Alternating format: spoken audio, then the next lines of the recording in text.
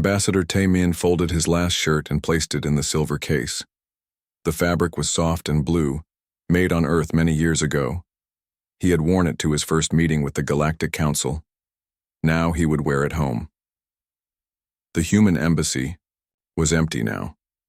For 23 years, this place had been alive with voices from 100 worlds.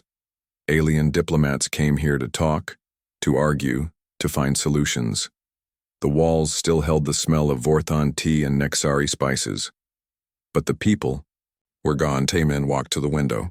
Outside, the great space station Andromeda turned slowly in the dark.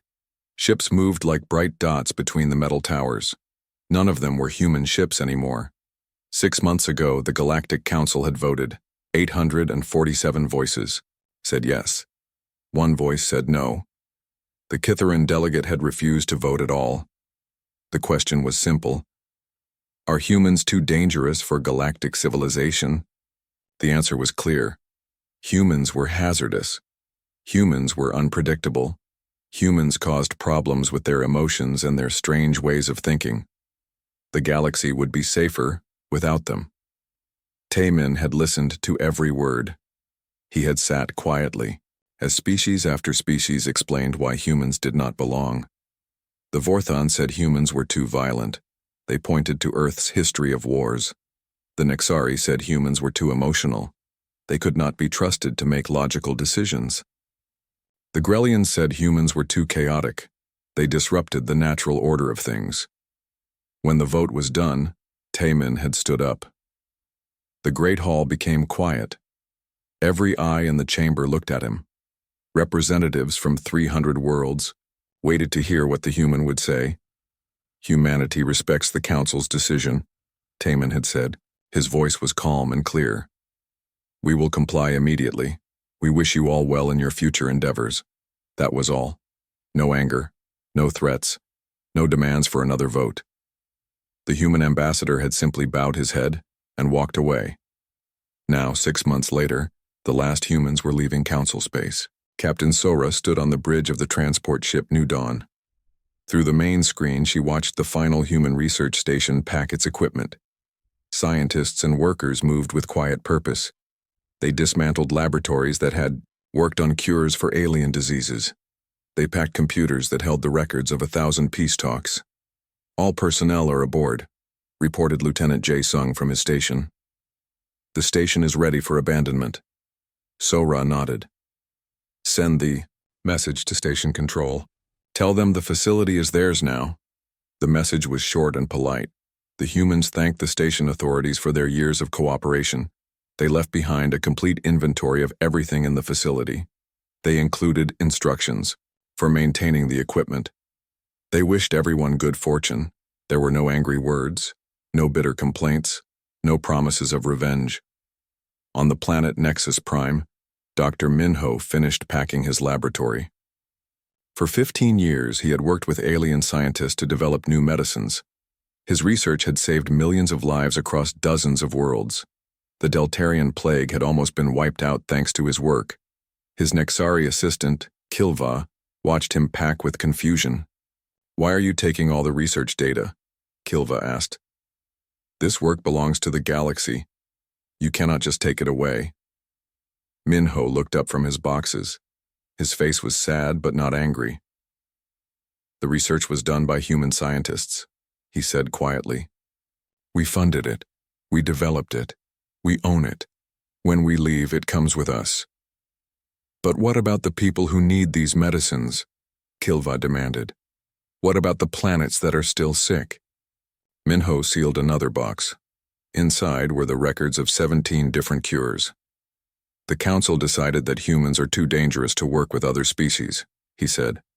So we will work alone now. If the Council changes its mind someday, they know where to find us. Kilva wanted to argue more, but Minho was already carrying his boxes to the transport ship. Other human scientists followed him. They took their research, their equipment, and their knowledge. They left behind empty laboratories and unfinished experiments. Across the galaxy, the same scene played out on 1,000 worlds. Human traders closed their shops and loaded their goods onto ships. Human teachers gathered their students one last time, said goodbye, and departed. Human engineers shut down the projects they had been building and took their plans with them. The aliens who worked with humans were confused. They had expected anger. They had prepared for arguments and protests. The Vorthon military had made ready for possible human attacks. The Nexari banks had prepared for economic warfare. The Grelian police had expected riots and demonstrations. Instead, they got silence. Admiral Hyunsik commanded the human defense fleet. After the council vote, many aliens expected him to threaten war. Instead, he sent a message to every military commander in council space. Human forces are withdrawing from all joint operations immediately. We thank you for your service alongside us. Our ships will depart council space within 30 days. We will not interfere with your operations. We wish you success in maintaining galactic peace. The message included detailed reports on every ongoing military operation. Humans had been involved in peacekeeping missions on 47 worlds. They had been training alien forces on 17 planets. They had been providing security for trade routes through dangerous regions of space. All of that stopped. Human ships simply left. They handed over their positions to other species and departed without complaint. On the world of Kithara, Delegate Zith-Ara watched the news reports with growing worry. She had been the only voice that refused to vote against humanity. Now she saw the results of the Council's decision. The human colony on Epsilon 7 was packing up. 50,000 humans had lived there for 30 years. They had built cities and farms. They had married aliens and raised mixed families. Now they were all leaving. The local Epsilon government begged them to stay. The Council's decision does not apply here, the planetary governor said. You are welcome on our world. But the humans were polite and firm. We understand your kindness, said colony leader Park Sung-min. But the galactic community has spoken. We do not wish to cause problems for anyone. We will find new homes outside council space. The mixed families faced terrible choices. Human parents took their human children and left. Alien spouses had to choose between staying with their people or following their families into exile. Many chose to leave everything behind and go with the humans. Secretary Veltok worked in the great bureaucracy of the Galactic Council. His job was to track all the treaties and agreements between member species. After the human exodus began, his work became much harder. Humans had been part of 3,147 different agreements. They had signed trade deals, research contracts, and defense treaties with hundreds of worlds. Now all of those agreements were ending. The humans did not break the treaties. They simply allowed them to expire. When a trade agreement came up for renewal, the humans politely declined. When a research contract ended, they packed their equipment and left. When a defense treaty reached its term, they withdrew their ships and wished their former allies good luck. Veltok's office was flooded with complaints from alien governments. The Vorthons were angry that human traders had stopped bringing rare medicines. The Nexari were upset that human engineers had taken their advanced technology designs. The Grelians were worried that human mediators were no longer available to settle disputes. Can we force them to honor their obligations? Asked Councillor Rixdan of the Vorthons. Veltok checked his records carefully. No, he said finally. Every human departure follows the exact terms of their agreements. They are not breaking any laws. They are simply choosing not to renew their contracts. But this will cause chaos, Rixdan protested. These agreements were the foundation of galactic trade. Yes, Veltok agreed. But the Council voted that humans were too dangerous to remain in our civilization. The humans are simply doing what we asked them to do. As the months passed, the silence from humanity became more noticeable. The Galactic Information Network, which connected all civilized worlds, began to feel empty. Human news stations had gone dark. Human entertainment shows were no longer broadcast. Human social networks had vanished overnight. Scientists missed the human research journals.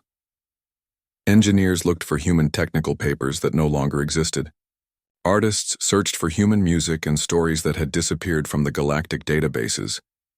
The humans had taken everything with them.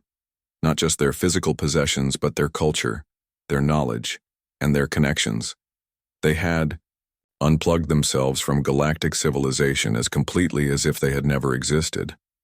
Ambassador Taemin stood on the deck of the last human ship to leave Council space. Behind him, Andromeda Station grew smaller in the distance. Ahead lay the unexplored regions beyond the galactic rim, where humans would build new homes far from the species that had rejected them. He felt no anger, only sadness. For a brief time, it had seemed like different species could work together. Humans had learned so much from their alien friends. They had shared their own gifts freely. They had believed in a future where the galaxy could be united in peace and cooperation. But the galaxy had chosen fear over hope. It had chosen separation over unity. The humans would respect that choice, even if it broke their hearts. As the ship jumped into hyperspace, Taemin whispered a quiet prayer for. 1 year had passed since the humans left. The galaxy seemed quieter now, though most species could not explain why. Dr. Zek Mira stood in his laboratory on the medical world of Helix Prime. He stared at the empty workstation where Dr. Jae-won used to sit. The human doctor had been his research partner for 8 years. Together, they had almost finished cures for 17 different diseases that affected various alien species. When Jae-won left, he had taken all his research notes. "This is my work," the human had said politely. "I developed these formulas, I funded the experiments. When I go, my research goes with me." Now Zek Mira tried to continue the work alone. But without Jae-won's notes, he was lost. The human had a special way of thinking about diseases. He could see patterns that other species missed. He understood how different alien bodies worked in ways that seemed almost magical. The Deltarian plague was coming back. On 3 different worlds, people were getting sick again. The old medicines did not work anymore. The disease had changed, and only Jae-won had been close to developing a new cure. Zek Mira sent messages to the human colonies outside Council space. He begged Jae-won to share his research. "People are dying," he wrote. "Please help us." The reply came from a human medical council. "We are sorry to hear about the suffering on your worlds. Dr. Jae-won continues his research in human space. If the Galactic Council wishes to discuss medical cooperation, they may contact us through official channels." But the Council was too proud to ask. They had voted that humans were dangerous. They could not admit they needed human help now. In the Rim territories, things were getting worse. This region of space had always been trouble. Dozens of small civilizations lived there, and they fought constantly over resources, trade routes, and old grudges. For 20 years, Admiral Kyung-ho had kept peace in the Rim. His human fleet worked with local security forces to stop conflicts before they could start. Humans were good at understanding different species. They could talk to the proud Vorthans and the logical Nexari and the emotional Catharians all in the same day. They found solutions that made everyone happy enough to stop fighting. But now the human fleet was gone. Local security tried to keep order, but they did not understand each other. When Vorthan ships chased smugglers into Nexari space, the Nexari saw it as an invasion. When Catharian traders complained about unfair treatment, the other species thought they were just being dramatic. Small fights became bigger fights. Trade disputes turned into shooting wars. Old peace treaties fell apart without human mediators to explain what they meant. Commander Velnix of the Rim Security Force sent desperate reports to the Council. "We need help," he wrote. "The sector is falling apart. We need someone who can talk to all these different species." The Council sent Grellian diplomats, but the Grellians only understood logic and law. When emotional species like the Catharians complained about being treated unfairly, the Grellians said their feelings did not matter. When proud species like the Vorthans demanded respect, the Grellians said pride was illogical. The problems got worse. 3 star systems were now at war with each other. Trade through the Rim had dropped by 60%. Pirate attacks were increasing because local governments were too busy fighting to patrol their space. Dr. Minseo sat in her small apartment on the neutral world of Haven Station. She had been studying alien cultures for 15 years. first as part of a council research team, now as an independent scholar. Her specialty was understanding how different species thought and felt. Her alien colleagues still contacted her sometimes. They needed help understanding cultural problems that seemed impossible to solve. But Min Seo always gave the same answer. I am sorry, but I can only work with independent researchers now. If your institution is part of council space, I cannot help you. She watched the news from the galaxy and saw the growing problems. The Nexari and Vorthons were having their worst trade dispute in 50 years. Neither side understood what the other wanted. Both sides thought the other was being unreasonable. Min Seo could have solved their problem in a day. She understood how Nexari logic thinking worked and how Vorthon honor culture operated. She could have found a solution that satisfied both species' needs, but she did not offer to help. The council had decided that human cultural insights were dangerous, so she kept her knowledge to herself and watched the galaxy struggle with problems that seemed simple to her. On the Catharian homeworld, Delegate Zithara was asking uncomfortable questions in the council meetings. Perhaps we made a mistake, she said during a session about the growing violence in the Rim territories. Humans were involved in 73% of successful peace negotiations over the past century. Without them, we cannot maintain order. The other delegates did not want to hear this. Councillor Rixdan of the Vorthons was angry. Humans were dangerous, he said. They caused problems with their emotional thinking and unpredictable behavior. What problems? Zithara asked. Can you name one war that humans started? Can you point to one treaty they broke? Can you show me one time when human involvement made a situation worse? Rixdan struggled to answer. The truth was that humans had been remarkably peaceful for a species that everyone called violent. In their 50 years of galactic contact, they had never started a war. They had ended dozens of conflicts, but they had never begun one. They were a potential threat, said Counselor Nex Theta of the Nexari. Our computer models showed that their emotional instability could lead to future problems. Your computer models, Zithara replied, did not predict that removing humans would cause the current crisis in the Rim. Your models did not anticipate the medical emergencies we now face. Your models did not calculate the economic disruption caused by lost human trade. The other delegates looked uncomfortable. They had focused so much on the theoretical dangers of human emotion that they had ignored the practical benefits of human cooperation. Engineer Dae Sung worked on Deep Space, Station 7, a trading post that served both Council Space and the independent worlds. He had left the human exodus to take this neutral position, and now he watched ships from both sides come and go. The differences were becoming clear.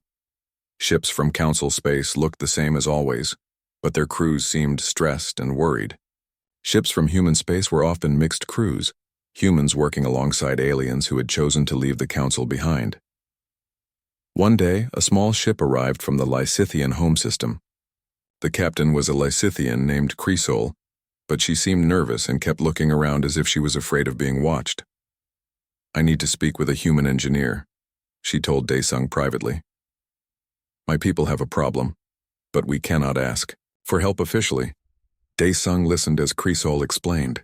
The Lysithians had established a new colony world, but the terraforming was failing. The atmosphere generators were not working properly. The soil treatment systems were breaking down.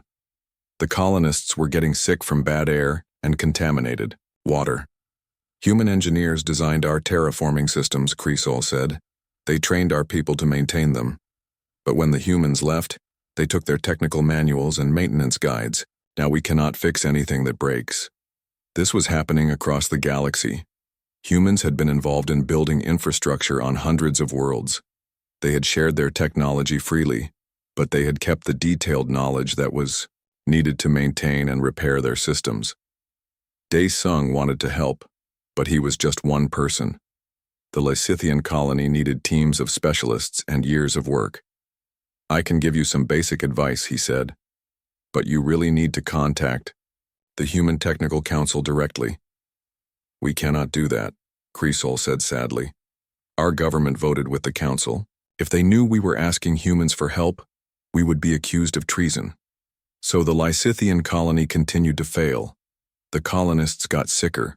The terraforming systems broke down more each day, and the Lysithian government pretended that everything was fine rather than admit they needed human help. Secretary Veltok's job was getting harder every day. The Galactic Council had always been complex, with hundreds of different species trying to work together. But humans had made it easier. Humans were natural mediators. They understood how different species thought and felt. When the logical Nexari could not understand why the emotional Catharians were upset, humans explained it. When the proud Vorthons felt insulted by Grellian directness, humans found ways to smooth over the offense. Without human mediators, every council meeting became a struggle. Species that had worked together for decades suddenly could not understand each other. Old alliances were falling apart over misunderstandings that humans could have prevented. The Council was facing 3,191 active disputes between member species. Before the human exodus, there had been an average of 200 disputes at any given time. Humans had quietly prevented or resolved over 1,000 conflicts each year, but no one had noticed this work until it stopped.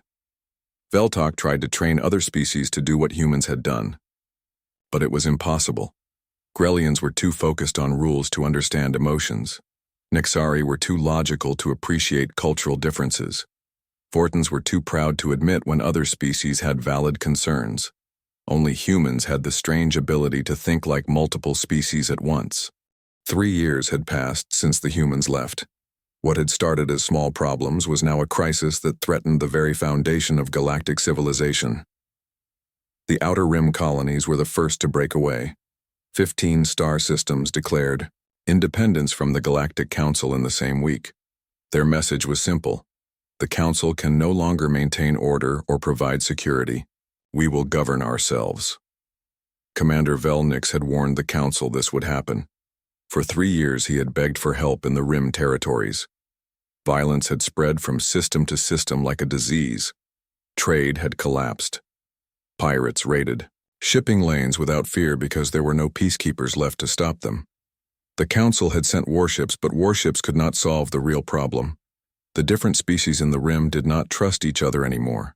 Without human mediators to help them communicate, they assumed the worst about each other's intentions. When Vorthon security forces chased criminals across borders, other species saw it as invasion. When Nexari trade computers calculated fair prices, emotional species thought they were being cheated. When Catharian leaders made passionate speeches about justice, logical species dismissed them as hysteria. The final break came when a Nexari trade convoy was attacked by pirates in Vorthon space. The Nexari demanded compensation. The Vorthons said it was not their fault. Both sides asked the Council to mediate, but the Council's Grellian mediators only made things worse by focusing on legal technicalities instead of the real issues of trust and respect. Within days, the Nexari and Vortons were shooting at each other. Within weeks, other species were choosing sides. The Rim erupted into the largest war the galaxy had seen in 2 centuries. Dr. Yunji sat in her quiet office on the independent world of New Sol. She had been one of the galaxy's leading experts on interspecies psychology before the human exodus. Now she worked only with the independent systems that had rejected Council authority. Her research showed something terrifying. Across Council space, rates of depression and anxiety had increased by over 300% in 3 years. Suicide rates were climbing. Families were breaking apart. Communities that had lived in peace for generations were turning against each other. The problem was not just political, it was psychological. Different species were losing the ability to understand each other as people rather than as aliens. We are seeing a collapse of empathy, Yunji wrote in her reports to the independent systems government. Without human, cultural bridges, species are reverting to tribal thinking. They see other species as threats rather than neighbors. The symptoms were everywhere. Nexari parents were forbidding their children to learn Catharian poetry. Vorthon schools stopped teaching about Grellian philosophy. Catharian artists refused to work with musicians from other species. Yunji received desperate messages from her former colleagues in Council space. They begged her to return and help them understand what was happening to their societies. Please, wrote Dr. Kiltheta, a Nexari psychiatrist. Our people are becoming strangers to each other. Even families of mixed species are splitting apart. Parents and children who love each other cannot understand each other anymore. We need human insights to help us heal. But Yoon-ji could not return to council space. The anti-human laws were still in effect. Even if she wanted to help, she would be arrested as a dangerous influence on galactic stability. The galaxy's economic systems were failing too. The great markets of Nexus Prime had been built on algorithms designed by human economist Soo Jin. These systems balanced the needs of 17 different economic philosophies, making sure that logical species, emotional species, and honor-based species could all trade fairly. Soo Jin had designed the system to optimize for fairness over pure efficiency. She understood that different species valued different things, and that successful trade required everyone to feel respected. When the humans left, they took Soo Jin's algorithms with them. The Nexari tried to replace them with purely logical systems that focused only on mathematical efficiency. The result was disaster. The new system gave massive advantages to species that were good at rapid calculations, like the Nexari themselves. Species that made decisions based on honor or emotion found themselves cheated by computers that did not understand their values. Within 2 years, galactic trade had dropped by 40%. Entire civilizations were economically isolated because the trading systems no longer accommodated their cultural needs. The Kitharians, who valued personal relationships in business, could not compete with automated Nexari trade programs. The Vorthans, who required respectful negotiation processes, were bypassed by systems that treated every transaction as a simple math problem. Economist Dae Ho worked for the independent systems now. He watched the galactic economy collapse from outside and shook his head sadly. They thought Soo Jin's fairness protocols were inefficient, he told his colleagues. They did not understand that the inefficiency was the point. When you treat different species exactly the same, you create inequality. Soo Jin's system worked because it treated everyone fairly, which meant treating them differently. The independent systems used Soo Jin's principles to build their own economy. It grew steadily, while the council's economy shrank. Species began defecting from council space not for political reasons, but simply to participate in markets that treated them fairly. The great library of Nexus Prime was dying. This vast repository of galactic knowledge had been the pride of civilization for 1,000 years. Every species contributed their wisdom to the library, and every species could access the combined knowledge of the galaxy.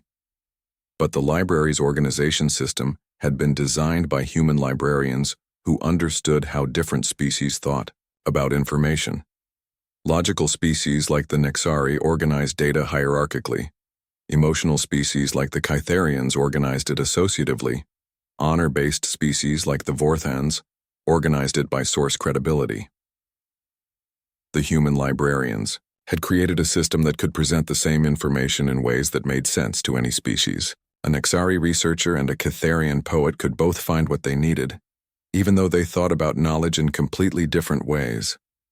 When the humans left, they took their understanding of the system with them. The alien librarians tried to maintain it, but they could not grasp how the complex cross-indexing worked. Each species could only understand their own part of the system. Slowly, the library began to fragment. Nexari data became inaccessible to emotional species. Kitharian cultural records disappeared from logical searches. Vorthon historical archives vanished from systems that did not understand their honor-based organization. Librarian Kex Rin watched helplessly as centuries of accumulated knowledge became unusable.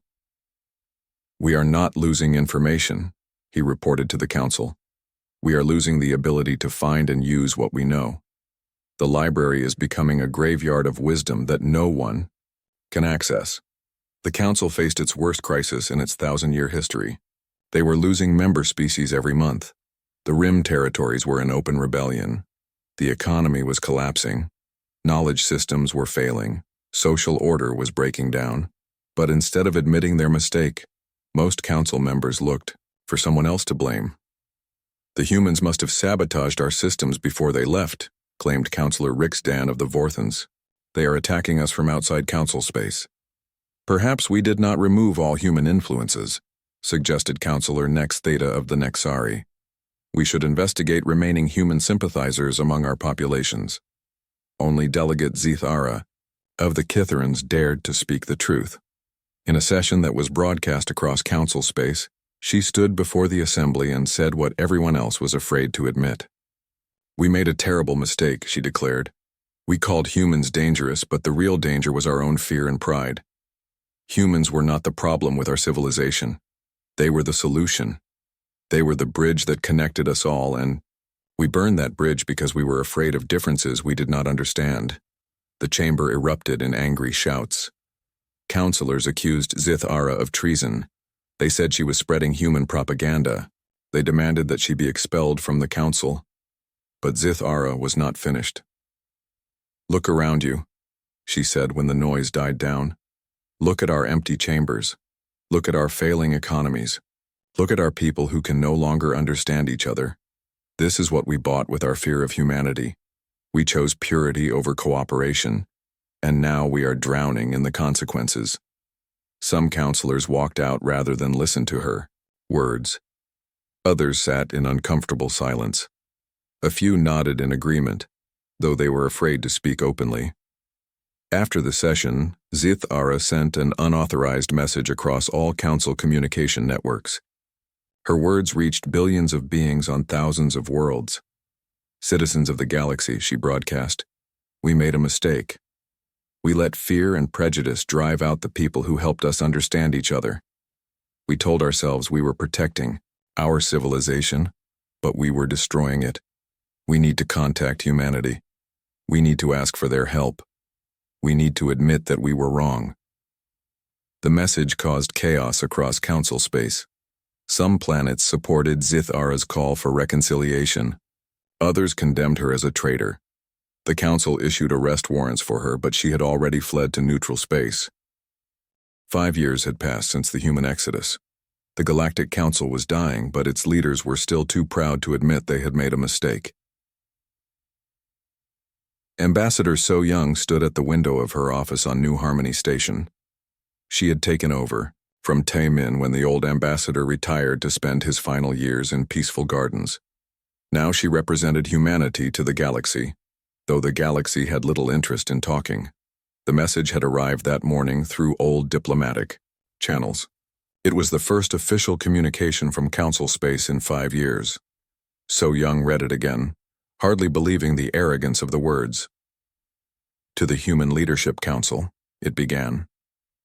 The Galactic Council recognizes that certain disruptions have occurred in galactic affairs since the human departure. In the interest of galactic stability, the Council hereby demands that human populations return immediately to their previous positions and fulfill their obligations to galactic peace and prosperity. Failure to comply will result in enforcement action. So Young shared the message with her staff. Her aide, Captain Jin Woo, laughed bitterly. 5 years of silence, and this is how they ask for help?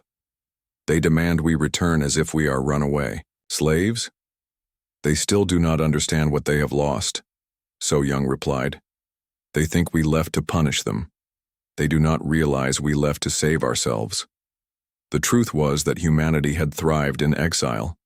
Free from the constant suspicion and restrictions of council space, humans had built something remarkable in the independent systems. They had created a society based on genuine cooperation rather than fearful tolerance. The independent systems now included over 200 worlds. Some were human colonies, but many were planets that had chosen to leave council space. The Catharian, artist colonies had joined first, followed by the Nexari research stations and then entire Vorthon merchant fleets. These refugee populations had not come seeking human protection. They had come seeking the principles that humans represented, the idea that different species could work together as equals rather than as suspicious neighbors. Dr. Yun Hai worked at the New Seoul Institute of Galactic Studies. Her latest research project was a comprehensive analysis of why the Council had failed. Her findings were being published in papers that were eagerly read throughout both Council space and the independent systems. The Council confused adaptation with instability, she wrote in her most famous paper. They saw human emotional intelligence as a weakness rather than a strength. They thought our ability to understand multiple perspectives made us unpredictable, when it actually made us the most reliable peacekeepers in the galaxy. Her research showed that humans were not violent by galactic standards. In 50 years of galactic contact, humans had started 0 wars and ended 37 conflicts. They had broken 0 treaties and mediated over 3,000 disputes. They had the lowest crime rates of any spacefaring species and the highest rates of interspecies cooperation. Humans were not the problem with galactic civilization, Yun Hai concluded. They were the solution. They were the social glue that held different species together. Without them, the galaxy has reverted to its natural state of suspicion and conflict. But Yun Hai's most important discovery was about human nature itself. Humans are not violent, she wrote, but they are protective. They will fight to defend others, especially those who cannot defend themselves. The Council saw this protective instinct and called it aggression. They could not understand the difference between a species that fights for conquest and a species that fights for justice. This distinction was about to become very important. The Council's message was not just sent to human leadership, it was broadcast across the galaxy as a show of strength. The Council wanted everyone to know that they were taking control of the situation. The reaction was not what they expected. On world after world, populations that had been growing restless with Council rule saw the message as proof that their leaders had learned nothing from 5 years of failure. They drove away the people who kept us safe, said Catharian poet Velmira, in a broadcast that reached millions. Now they demand those same people return as slaves. They would rather rule over ruins than admit they were wrong. Protest movements erupted across Council space. On the Nexari homeworld, logical thinkers calculated that the Council's demand was mathematically certain to fail. On Vorthan military bases, honor-bound soldiers questioned whether it was honorable to threaten people who had only tried to help. But the Council leaders had passed the point where they could back down. To admit they needed humanity would be to admit that their entire worldview was wrong. They had spent 5 years blaming everyone except themselves for the galaxy's problems. They could not change course now without losing all credibility. Secretary Veltok had been promoted to senior administrator after documenting the extent of galactic system failures. His latest reports made grim reading. The Council now had effective control over less than 60% of their former territory. Economic output had fallen by half. Interspecies violence had increased by over 400%. But instead of addressing these problems, the Council leadership focused on planning their enforcement action against humanity. "We will send a fleet to the nearest human colony," declared Councillor Rixdan.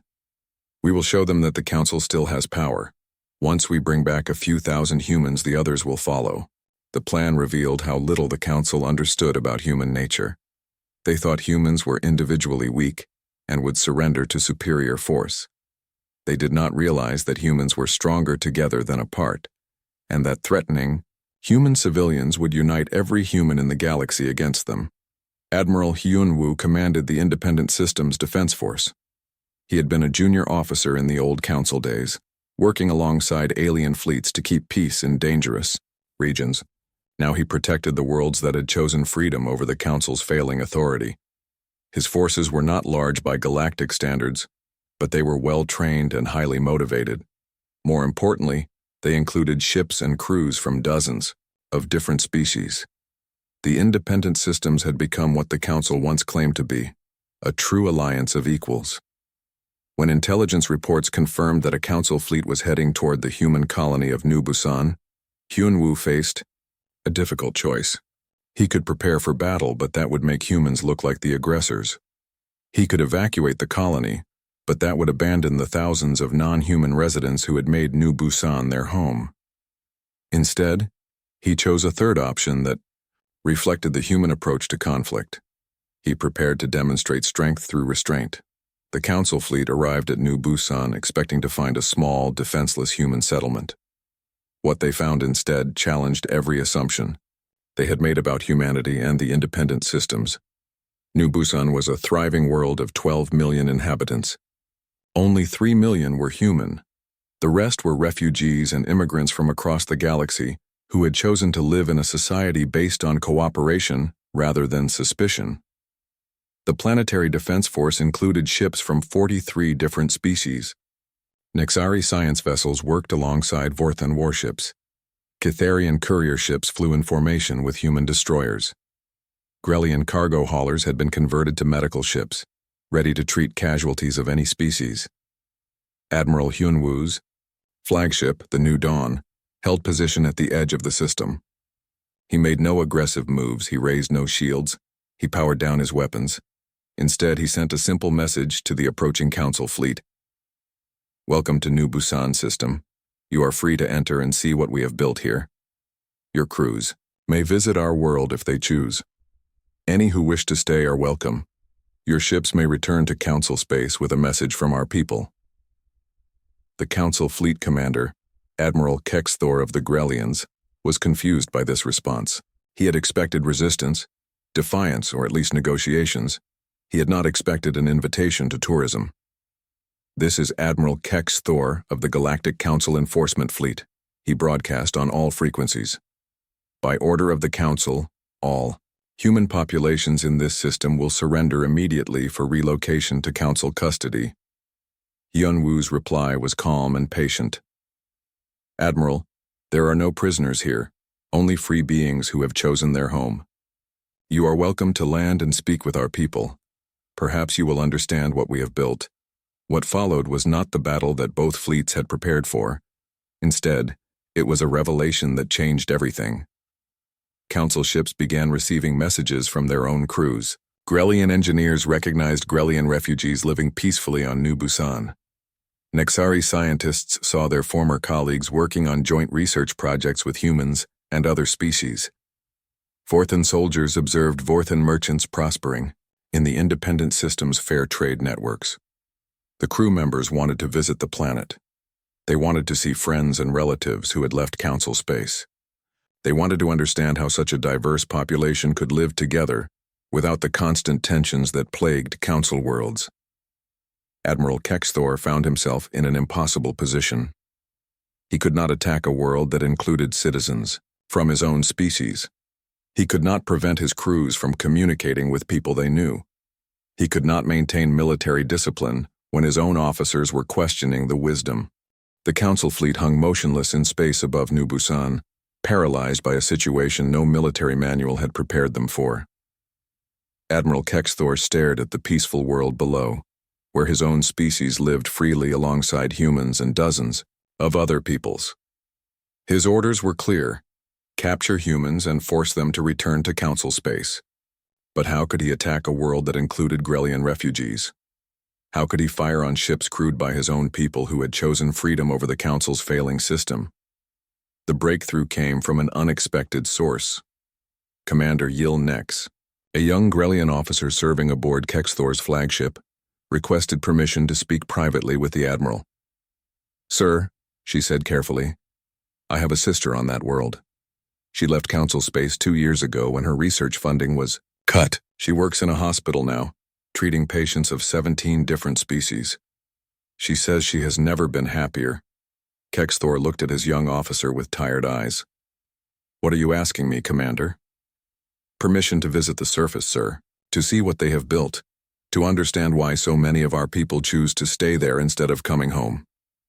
The request was technically against regulations, but Kexthor was beginning to realize that regulations had led them to this impossible situation. "Very well," he said finally. "Take a small team, gather information, but remember, you represent the Council." "Yes, sir," Yilnex replied, but in her heart, she was already wondering what she really represented. The shuttle landed at New Busan's main spaceport without ceremony. No guards surrounded it. No officials demanded identification. Instead, Yilnex and her team were greeted by a diverse crowd of beings who seemed genuinely happy to see them. "Welcome to New Busan," said the greeting committee leader, a human woman named Dr. Su Jin. "We are honored by your visit. Would you like a tour of our facilities?" Yilnex expected propaganda and manipulation. Instead, she found simple truth. The hospitals treated patients without regard to species or ability to pay. The schools educated children of all backgrounds together. The research centers shared their discoveries freely with any world that wanted them. But most surprising was the atmosphere. There was no tension between different species. Nexari children played games with Vorthon youngsters. Catharian artists collaborated with Grelian engineers. Humans worked alongside everyone as equals, not as leaders or followers. How do you resolve conflicts between such different species? Yilnex asked Dr. Sujin as they walked through a mixed neighborhood. The same way families resolve conflicts, Sujin replied. We talk to each other, we listen. We find solutions that work for everyone. It is not always easy, but it is always possible if people approach each other with goodwill. But what about the fundamental differences in how species think? Yilnex pressed. Logical species like mine cannot always understand emotional species like the Catharans. Sujin smiled. You are right that species think differently. But that is a strength, not a weakness. When we face a problem, we get input from logical thinkers, emotional thinkers, honor-based thinkers, and practical thinkers. Together, we find better solutions than any one perspective could achieve alone. Yilnex realized this was what the council had lost. Instead of using differences as a source of strength, they had treated differences as threats to be contained. While the diplomatic mission explored New Busan, something more significant was happening throughout the galaxy. Ambassador So Young's message had been broadcast on every communication network. Her words reached billions of beings who had spent 5 years watching their civilization crumble. The response was immediate and overwhelming. Entire star systems declared independence from the Council and petitioned to join the Independent Systems Alliance. Military units defected with their ships and equipment. Research stations and trade centers cut their ties to Council authority. Most dramatically, the defections were not just by humans or human sympathizers. Entire Nexari colonies joined the independent systems, bringing their advanced technology and logical problem-solving skills. Vorthon merchant fleets abandoned Council trade routes to participate in the independent systems' fair commerce networks. Catharian artistic communes closed their connections to Council cultural programs and joined the Alliance's celebration of diversity. The exodus was led by ordinary beings who had grown tired of leaders who blamed everyone except themselves for their failures.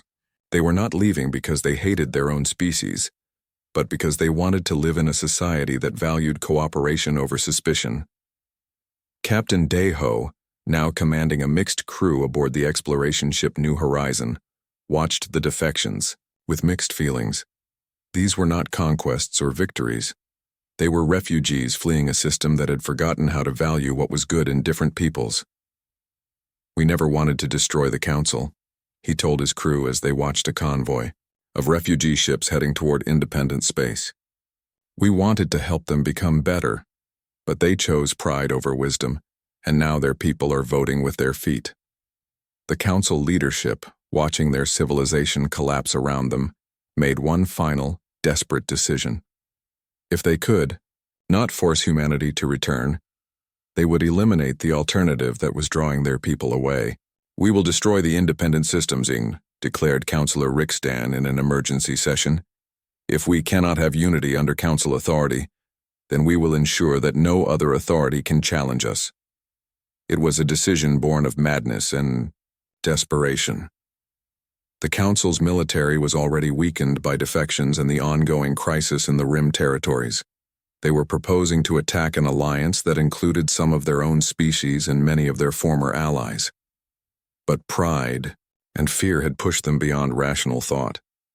They prepared their remaining fleets for a war they could not win against people they had once called friends. Admiral Hyunwoo received intelligence about the Council's war preparations with sadness rather than anger. He had hoped that the peaceful demonstration at New Busan would help the Council leaders understand their mistake. Instead, it had driven them to even greater extremes. They would rather rule over ruins than admit they were wrong, he told his staff as they planned their defense. They will attack us and we will have to defend ourselves, but we will not become the monsters they claim we are. The Independent Systems Defense Force prepared for war, but not the kind of war the Council expected. Instead of massing fleets for battle, they prepared for something much more challenging. They prepared to win without destroying their enemies. The Council's attack fleet was impressive on paper. 200 warships from 6 different species, commanded by officers who still believed they were fighting to save galactic civilization. But the fleet was riddled with problems that 5 years of decline had created. Nexari crews could not coordinate effectively with Vorthon units because the communication protocols developed by human engineers had been abandoned. Grelian logistics officers struggled to supply ships with diverse needs because the flexible supply systems designed by human planners had been replaced with rigid, species-specific procedures. Most critically, the fleet's commanders could not agree on strategy or tactics because they had no common cultural framework for understanding each other's perspectives. The human mediators who might have helped them work together were the very people they were preparing to attack. Admiral Kexthor led the attack fleet not because he believed in the mission, but because he was a soldier who followed orders. His conversation with Commander Yilnex had planted doubts in his mind, but duty still bound him to his superior's commands. The 2 fleets met in the neutral space between the Old Council territories and the Independent Systems Alliance. But, instead of the massive battle both sides had prepared for, something unprecedented happened. Admiral Hyunwoo broadcast a message to every ship in the Council fleet. "We know many of you have friends and family among us. We know many of you question this war. We will not fire the first shot. But if you attack us, we will defend ourselves and the innocent people who have chosen to live in freedom." Then he did something that stunned both fleets. He powered down his weapons and lowered his shields. Every ship in the Independent Systems fleet followed his example. 200 warships faced off against 300 enemy vessels, completely defenseless. "You have a choice to make," Hyunwoo continued. "You can attack defenseless ships and become the aggressors in a war that will destroy what is left of galactic civilization. Or you can stop and think about what you are really fighting for." The Council fleet held its position, commanders paralyzed by the unprecedented situation. Their crews watched the Independent System ships drift peacefully in space, making no aggressive moves despite being outnumbered and outgunned. On ship after ship, crew members began asking questions their officers could not answer. Why were they attacking people who had never threatened them? Why were they preparing to kill beings whose only crime was choosing where to live? Why were they following leaders who had brought nothing but failure and division? The first defection came from a small Nexari science vessel. Its captain announced that he could not participate in an attack on innocent civilians and requested permission to join the Independent Systems. Within hours, dozens of other ships followed.